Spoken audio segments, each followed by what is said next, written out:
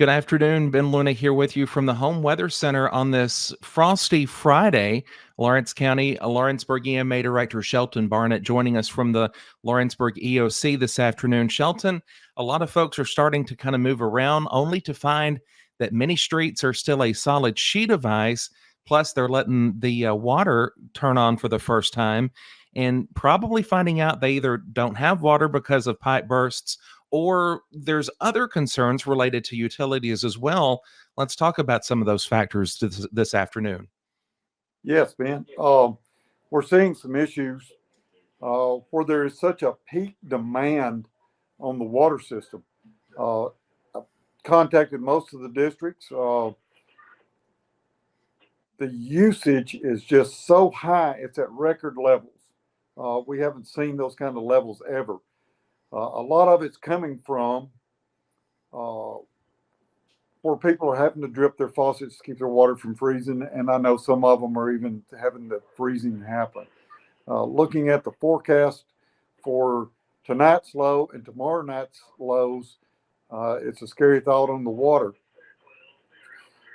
Talking to the districts, the water districts, what I'm getting is that they're not out of water. They have the water to meet their normal demand. It's just all of a sudden this has jumped up so high. If you're dripping your water to keep the faucet from freezing, keeping your water from freeze, don't use a solid stream. Get just a decent little drip and flow and get that volume down. The scary way of looking at it is if they're running it enough with 4 faucets and they're doing about a pint per faucet for every 4 to 5 minutes. In a day's time, with 17,000 houses, not counting businesses, they're using about 2.6 million gallons of water that we're just putting down the drains. And that is taxing our water systems. I think Lawrenceburg Utilities, that is a normal day of running. They'll run about 2.6, 2.8, somewhere in that range. So we've got to watch when we're doing that. Don't run that solid stream because that number jumps exponentially when they do that. Another thing is running that water when it's 35 degrees outside and the water's not going to freeze anyway. That record demand that's out there is taxing our systems to where at some point we will run out of water, even though they're putting in normal daily consumption amounts. It's just there's so much coming out. The utility systems wanted to stress that point, though. They're not out of water. It's just their demand's the problem. What do you recommend for people to do in terms of handling this? I don't want to call it a crisis, but this potential bump in the road as we go into another very, very cold weekend. Yes, and that's what we want to do. We want to get out in front of this. It'd be great if people would do that management of their water. If you've got 3 dishes, don't wash 3 dishes. Let them set for a little bit and wash them. Wait a couple of days. I'm not saying pile your dishes up and don't do them, but I'm also saying don't just run an exponential amount of water washing some dishes when it can wait. About the same thing on clothes. If you're doing clothes, don't wash them during this because that demand is so high. Buy us some time. Let us get the tanks back up to water level. And I say us because it's a team effort across Lawrence County dealing with it. Leaks. If right now the roads are icy, really it's unsafe to be driving. But if you notice a leak around your house, or if you're out and about, you notice something that looks out of the norm, you got water pooling that's not frozen, that's a pretty good clue. Look at that. We want to get that called in. And let me grab some notes. Most of the utility systems has a call number. If you're on whatever utility system, call that water department if you notice something that's a leak. If you think it's on their side of the meter or on your side, we need to do something about stopping that leak because that's just purely just pouring water down. Also, keep in mind that as you're running this water, that water has to go somewhere. If it's going down your drains and your drains are running where that you're afraid your water is going to freeze, you may start icing that water up in that pipe on the drain. And then you've got the problem of water running out in your floor because you're trying to keep your potable water from freezing. That is a problem we're seeing. I've got that problem here at the EOC right now, where our drains have got some freezing problems. A couple of things the utility systems wanted me to make sure we got out there is to one, conserve that water. If you don't have to use it, don't do it today. Uh, don't give your dog a bath just because it's the day for him to get a bath. Um, if you've got a doubt on your water, look at your meter. Your meter may have a leak detector on it. Usually it's a little red star looking or triangle looking thing down on that meter. If that thing's spinning round and round and you're not using any water, I hate to tell you, but you are.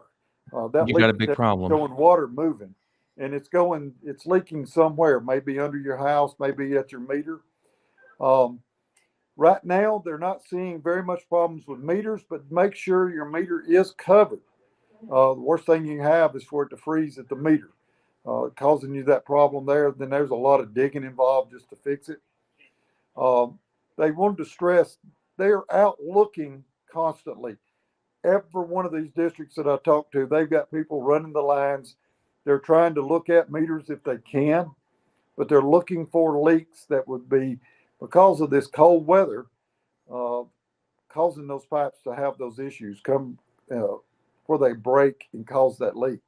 Um, where their management is trying to keep it to where everybody keeps at least 20 psi on their system.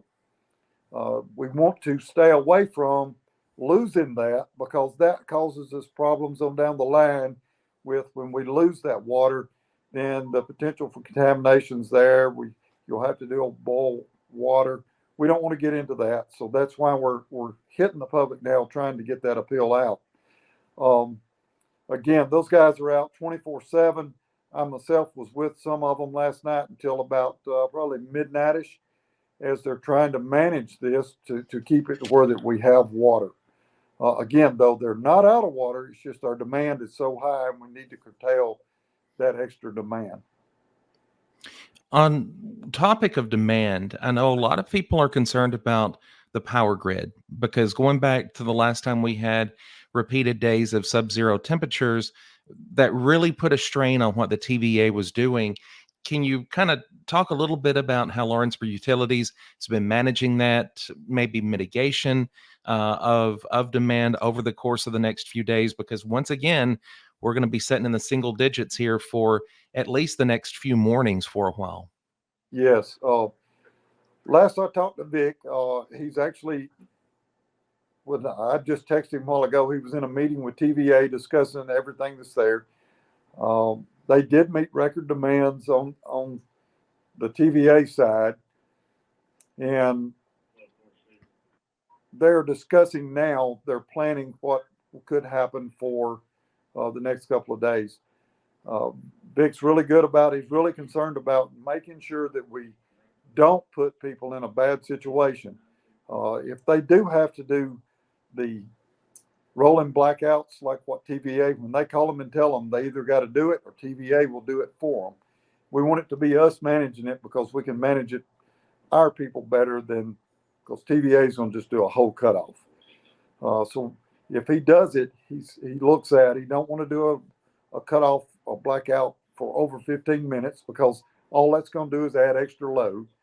So if we can manage those things and keep that draw down, then that problem's not going to be there. And again, that's just being smart about your utility usage over the course of the next few days, much like in water conservation. Being mindful, keep lights in the rooms that you're not, occupying turned off. Uh, Work on that thermostat. That's why we've got, plenty of blankets around the house. It might be a Yeah, little cool in the house for a little bit, but hey, if again, this is a good opportunity for the community to be a community and work together and to keep the negative stuff from becoming reality. right. And the big thing on it is if we can get out in front of this stuff, then we don't have those problems to have to deal with. Um, when we start losing power, I start seeing the problems if we lose a nursing home or we lose a dialysis clinic. Um, Either way, be it power or transportation, being able to get in there to them, it starts a whole lot of things behind the scenes that most people don't realize have to happen, and it starts taxing our public safety um, to try to be able to manage that to where that we can go with it. So if we can get out in front, it's way easier to prevent than it is to try to respond to. Exactly.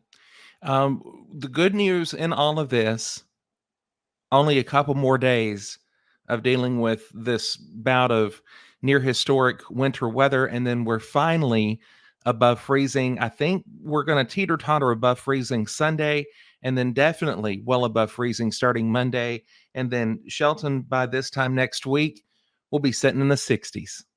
Yep.